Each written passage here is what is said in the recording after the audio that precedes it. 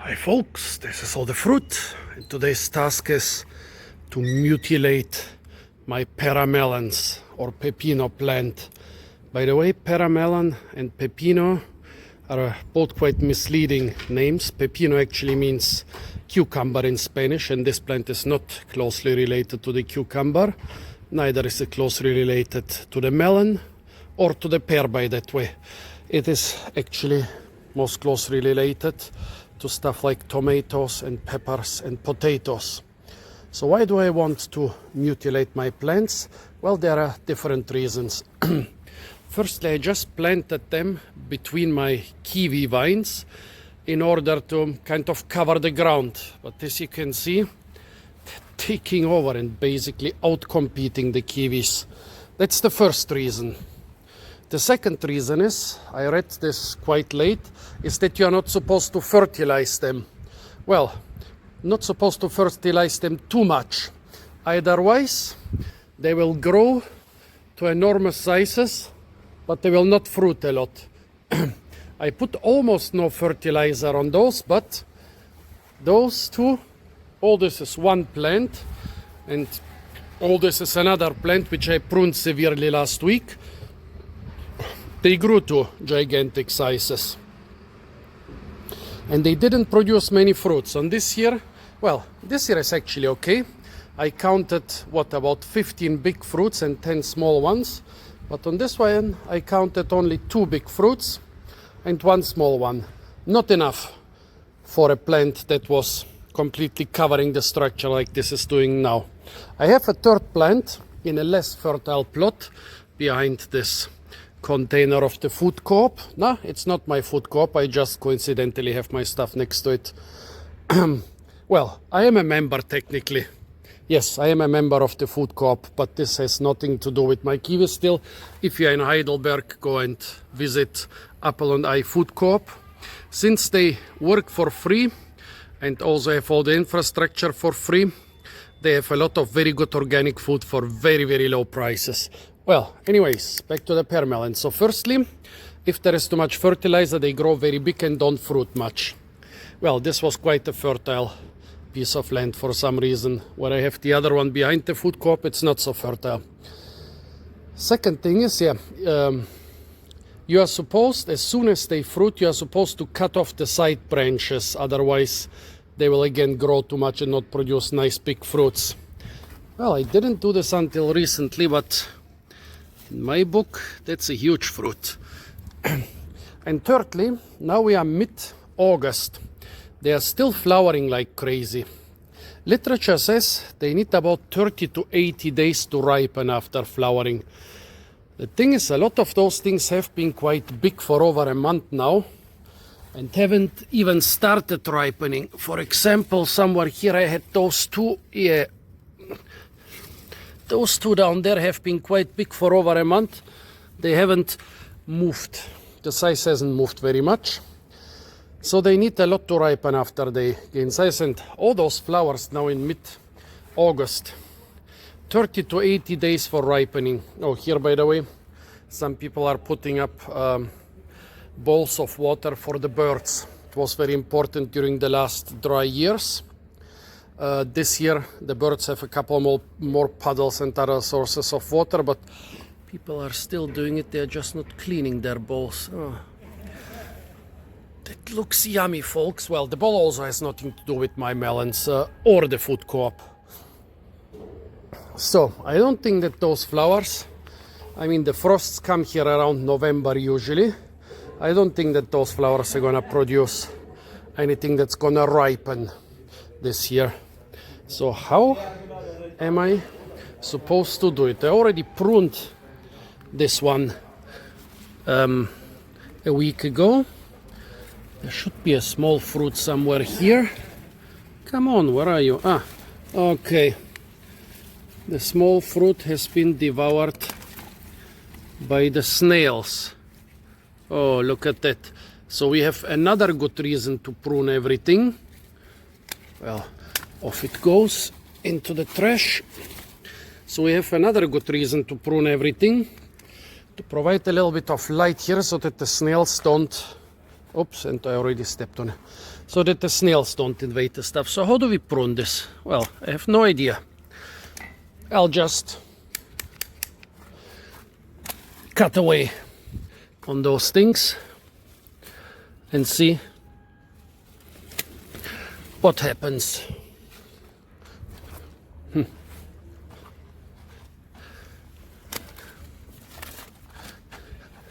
Tell me if I'm doing it wrong. I guess I am doing it wrong.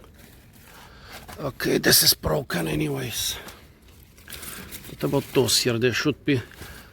there is a tiny fruit here. And here are the two big fruits. I guess the snails haven't gotten to them yet. Well, all those flowering things.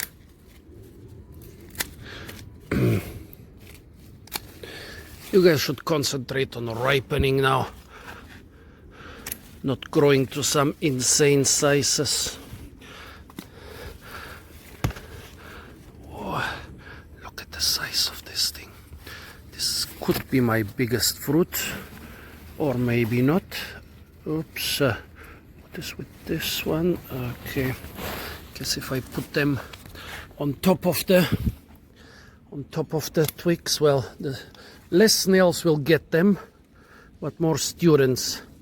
This is also the university canteen. However, I must say that the main foragers around here are not the students, but the university cooks. Yeah, those pesky ladies from various southern countries, they are trampling on my kiwis while harvesting the figs in the background. The figs I didn't plant, but the kiwis I did.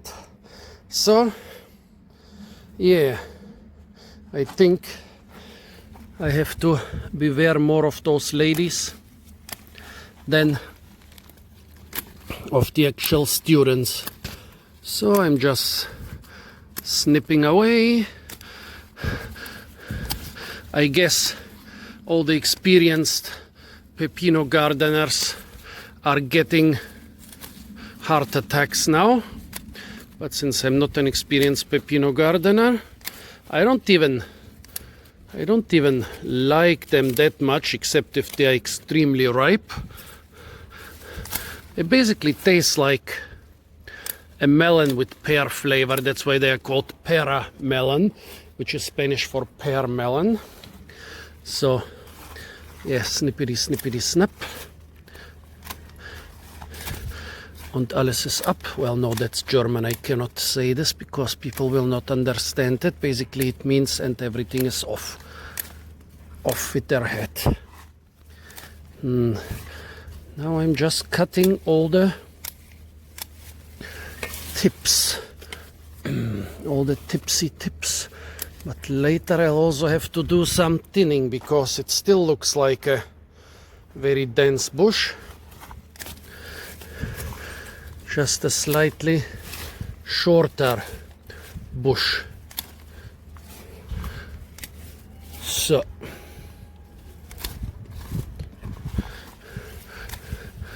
snippity snippity snap, and since I'm lazy, I'm not gonna edit this video. You have to watch everything.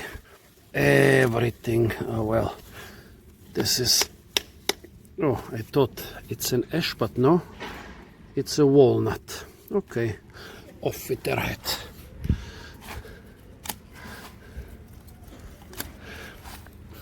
Here a younger fruit. What about those? Well, since I've started to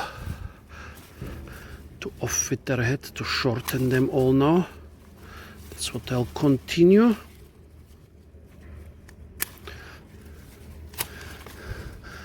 I'm sure I'm doing it so wrong, so wrong, so wrong.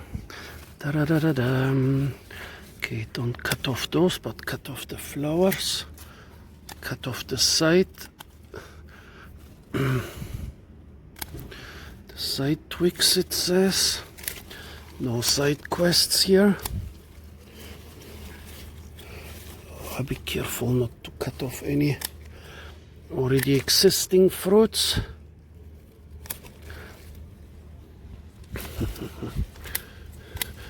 Well, I hope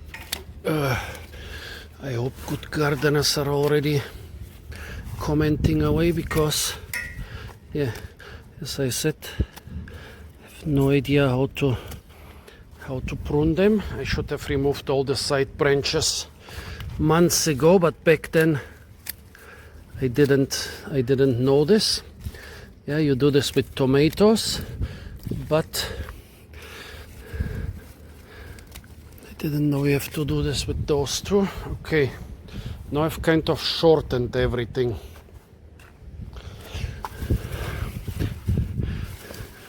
Now I guess I have to completely remove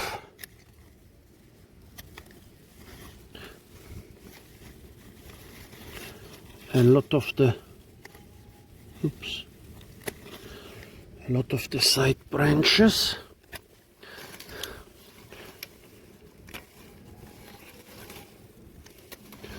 Oh. Okay. I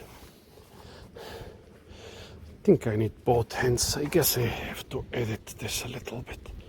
So here I'm at my third Pepino plant behind the food coop. It's much smaller,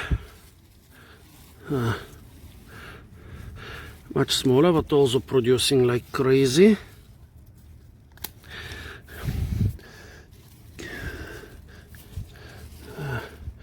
Oh, nothing on that branch. Well, off with their head. So, well, producing like crazy. 3 here, 2 here, 6 small fruits. It used to have 7, but somebody picked one and bit into it and decided, oops, there is a small fruit here. I'm gonna leave this. But what about this here? Oh yeah, this is where this one fruit was. Well, off with their head completely. By the way, my idea is to overwinter them under a thick layer of straw. It seems to work in milder climates, and in southern Portugal after a very mild winter I even saw one which was, yeah, completely continuing to grow.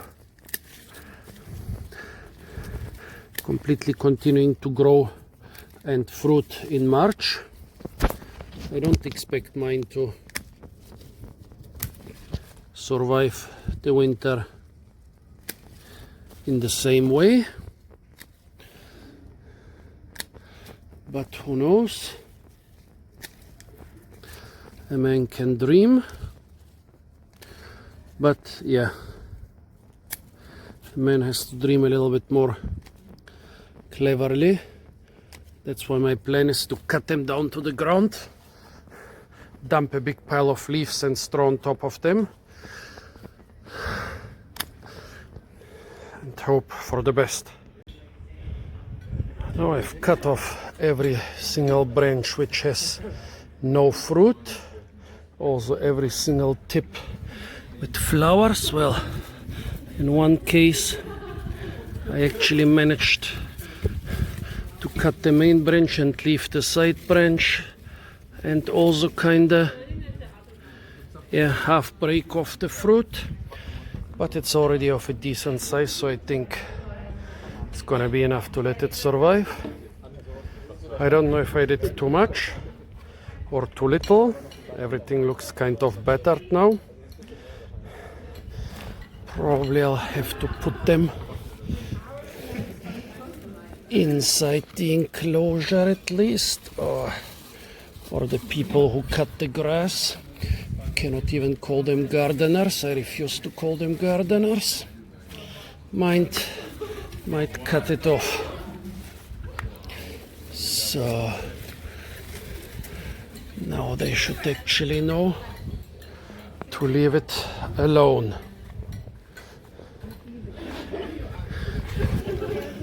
Yeah, so I said the fruits are very visible now. Everything looks kind of battered. Let's see how many fruits there was. Supposed to be 25 on this one. 1, 2, 3, 4, 5, 6, 7, 8, 9, 10, 11, 12, 13, 14, 15, 16, 17, 18, 19, 20, 21, 22, 23. Well, close enough. And I don't see so many really small fruits anymore, which I guess means that they did grow.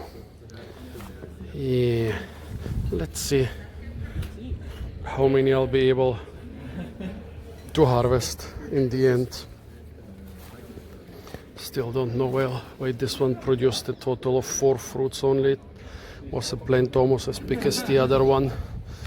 Another good thing is now the kiwis have some room to breathe again. This one is still growing, even in mid-August. Yeah, buddy, it's nice that you're growing, but if you're not growing in the right direction, there are some people here who are gonna chop you off.